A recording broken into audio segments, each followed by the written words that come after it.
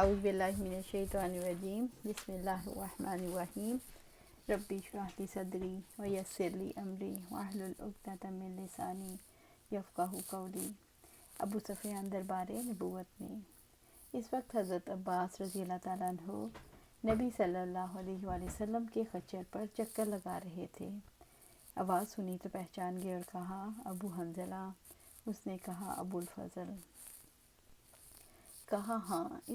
اس نے کہا کیا بات ہے؟ میرے ماں باپ تجھ پر قربان۔ حضرت عباس رضی اللہ تعالیٰ نے کہا یہ رسول اللہ صلی اللہ علیہ وسلم ہے لشکر سمیت۔ ہائے قریش کی تباہی واللہ۔ اس نے کہا اب کیا ترکیب ہے؟ میرے ماں باپ تجھ پر قربان۔ حضرت عباس رضی اللہ تعالیٰ نے کہا اگر وہ تمہیں پا گئے تو تمہاری گردن مار دیں گے، لہٰذا اس خچر پر پیچھے بیٹھ جاؤ، میں تمہیں رسول اللہ صلی اللہ علیہ وسلم کے پاس لے چلتا ہوں۔ چنانچہ وہ پیچھے بیٹھ گیا۔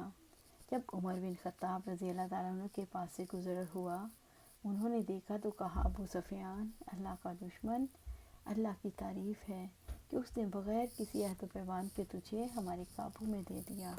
اس کے بعد انہوں نے رسول اللہ صلی اللہ علیہ وسلم کی طرف دوڑ لگائی۔ ادھر حضرت عباس رضی اللہ تعالیٰ عنہ نے خچر کو ایڑ ماری۔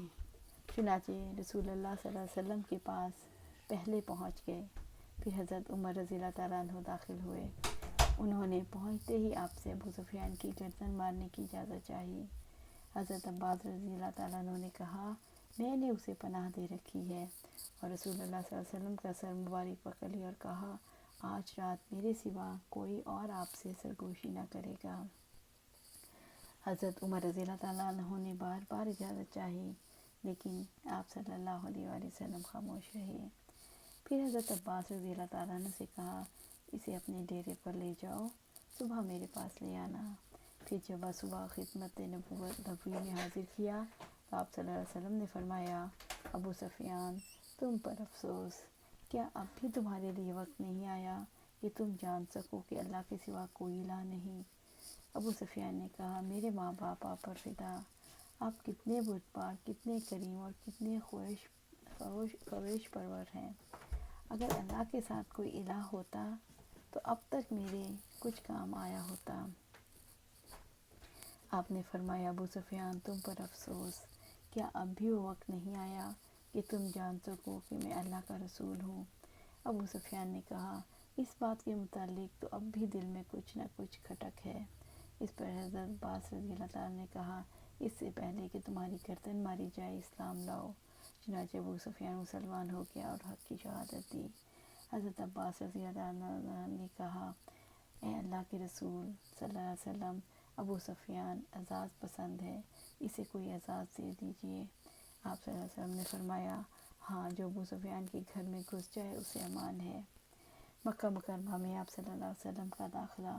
اسی صبح آپ صلی اللہ علیہ وسلم رسول اللہ صلی اللہ علیہ وسلم مکہ روانہ ہوئے اور حضرت عباس رضی اللہ تعالیٰ عنہ کو حکم دیا کہ ابو سفیان کو وادی کی تنگنائی پر پہاڑ کے ناکے کے پاس روکے رکھیں تاکہ وہاں سے گزرنے والی خدائی فوجوں کو ابو سفیان دیکھ سکے۔ حضرت عباس رضی اللہ تعالیٰ نے ایسا ہی کیا۔ ادھر قبائل اپنے اپنے پرچم لیے گزرنے لگے۔ جب کوئی قبیلہ گزرتا تو ابو سفیان پوچھتا کہ عباس جی کون لوگ ہیں؟ جواب میں حضرت عباس کہتے بنو فلاں، مثلاً بنو سلیم۔ ابو سفیان کہتا مجھ کو بنو فلاں سے کیا واسطہ؟ یہاں تک کہ انصار کا دستہ گزرا جس کا پرچم حضرت سعد بن عبادہ رضی اللہ تعالیٰ عنہ اٹھائے ہوئے تھے۔ انہوں نے کہا ابو سفیان آج خون ریزی اور مار دھاڑ کا دن ہے، آج کعبہ کی حرمت اٹھا لی گئی ہے۔ ابو سفیان نے کہا عباس پامالی کا دن مبارک ہو۔ پھر رسول اللہ صلی اللہ علیہ وسلم اپنے سبز دستے میں تشریف لائے۔ آپ مہاجرین اور انصار کے درمیان فروکش تھے۔ یہاں صرف لوہے کی باڑ دکھائی پڑ رہی تھی۔ ابو سفیان نے کہا سبحان اللہ عباس یہ کون لوگ ہیں؟ حضرت عباس رضی اللہ تعالیٰ عنہ نے کہا یہ انصار اور مہاجرین کی جلب میں آپ صلی اللہ علیہ وسلم تشریف فرما ہیں۔ ابو سفیان نے کہا بھلا ان سے محاذ اللہ کی کسے طاقت ہے؟ تمہارے بھتیجے کی بادشاہ تو بڑی زبردست ہو گئی۔ حضرت عباس رضی اللہ عنہ نے کہا یہ نبوت ہے؟ اس نے کہا جی ہاں فی الواقع۔ پھر اس نے رسول اللہ صلی اللہ علیہ وسلم کو حضرت سعد رضی اللہ تعالیٰ عنہ کی بات بتلائی۔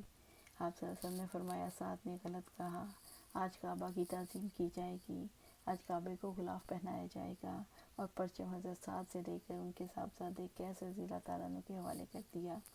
نبی صلی اللہ علیہ وسلم کے گزرنے کے بعد ابو سفیان تیزی سے مکہ پہنچا اور نہایت بلند آواز سے پکارا، قریش کے لوگوں، یہ محمد ہیں صلی اللہ علیہ وسلم، تمہارے پاس اتنا بڑا لشکر لے کر آئے ہیں کہ مقابلے کی طاقت نہیں، لہٰذا جو ابو سفیان کے گھر میں داخل ہو جائے اسے امان ہے۔ لوگوں نے کہا، تجھ پر اللہ کی لعنت، تیرا گھر ہمارے کتنے آدمیوں کے کام آ سکتا ہے؟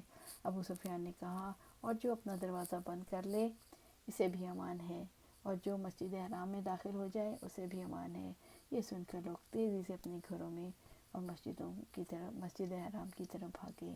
جب آپ صلی اللہ علیہ وسلم طواف پہنچے تو میسرہ کے سالار حضرت خالد بن ولید کو حکم دیا کہ وہ قدا کے راستے مکہ میں زیریں حصے سے داخل ہوں، اور کوئی آڑے آئے تو اسے کاٹ کر رکھ لیں، یہاں تک کہ صفا پر آپ صلی اللہ علیہ وسلم سے آ ملیں، اور میمنہ کے قائد اور رسول اللہ صلی اللہ علیہ وسلم کے علمبردار حضرت زبیر رضی اللہ تعالیٰ عنہ کو حکم دیا کہ وہ قدا کے راستے والا حصے سے مکہ میں داخل ہوں، اور ہجون میں آپ کا پرچم کاٹ دیں، نیز آپ صلی اللہ علیہ وسلم کی آمد تک وہیں ٹھہرے رہیں، جبکہ پیادہ اور بے ہتھیار لوگوں کے قائد حضرت ابو عبیدہ رضی اللہ تعالیٰ عنہ کو حکم دیا کہ وہ بطن وادی کا راستہ پکڑیں اور مکہ میں آپ صلی اللہ علیہ وسلم سے آگے اتریں۔ اس موقع پر قریش نے خندمہ میں کچھ اوباشوں کو جمع کیا اور کہا، اگر انہیں کچھ کامیابی ہوئی تو ان کے ساتھ ہو رہیں گے، ورنہ جو کوئی مطالبہ کیا جائے گا منظور کر لیں گے۔ جب حضرت خالد رضی اللہ تعالیٰ عنہ ان کے پاس سے گزرے تو ایک معمولی سی جھڑپ نے ان کے 12 آدمیوں کو کاٹ ڈالا اور باقی بھاگ کھڑے ہوئے۔ اس کے بعد حضرت خالد رضی اللہ تعالیٰ عنہ مکے کے گلی کوچوں کو رونتے ہوئے کوہ صفا پر آپ صلی اللہ علیہ وسلم سے جا ملے، البتہ ان کے دستے کے 2 آدمی راستہ بھٹک کر لشکر سے بچھڑ گئے اور مارے گئے۔ ادھر حضرت زبیر رضی اللہ تعالیٰ عنہ ہجون میں مسجد فتح کے پاس جھنڈا گاڑا اور ایک خیمہ نصب کیا، جس میں حضرت ام سلمہ اور حضرت میمونہ رضی اللہ تعالیٰ عنہ نے قیام کیا اور وہیں ٹھہرے رہے، یہاں تک کہ آپ صلی اللہ علیہ وسلم تشریف لائے، تھوڑی دیر استراحت فرمائی، پھر آگے بڑھے۔ اس وقت ابوبکر رضی اللہ تعالیٰ عنہ آپ کے ہمراہ تھے اور باتیں کر رہے تھے۔ پھر آپ سورۃ فتح کی تلاوت کرتے ہوئے مہاجرین اور انصار کے جلد میں مسجد حرام کے اندر داخل ہوئے، حجر اسود کو چوما اور بیت اللہ کا طواف کیا۔ آپ حالت احرام میں نہ تھے، اس وقت بیت اللہ کے گرد 360 بت پڑے تھے۔ آپ ایک لکڑی سے جو آپ کے ہاتھ میں تھی انہیں کو چوکے لگاتے جا رہے تھے، فرماتے جا رہے تھے، حق آ گیا اور باطل چلا گیا، یقیناً باطل جانے ہی والا ہے، حق آ گیا اور باطل کی چلت پھر ختم ہو گئی۔ اس ضرب سے بت اپنے چہروں کے بل گرتے جا رہے تھے۔ کعبے کی تطہیر اور اس میں نماز۔ جب آپ طواف سے فارغ ہو گئے تو عثمان بن طلحہ کو بلا کر ان سے کعبے کی کنجی لی اور اسے کھولنے کا حکم دیا، پھر اس میں جو بت تھے انہیں نکلوا کر توڑوا دیا اور جو تصویریں تھیں انہیں مٹوا دیا۔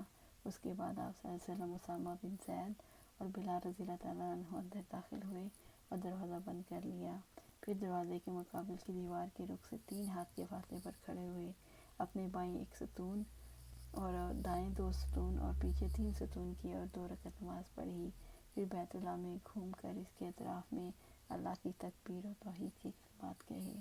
آج یہیں پر اس کا اختتام کریں گے، کل ہم دیکھیں گے آپ صلی اللہ علیہ وسلم نے مکہ والوں کے ساتھ کیا معاملہ کیا۔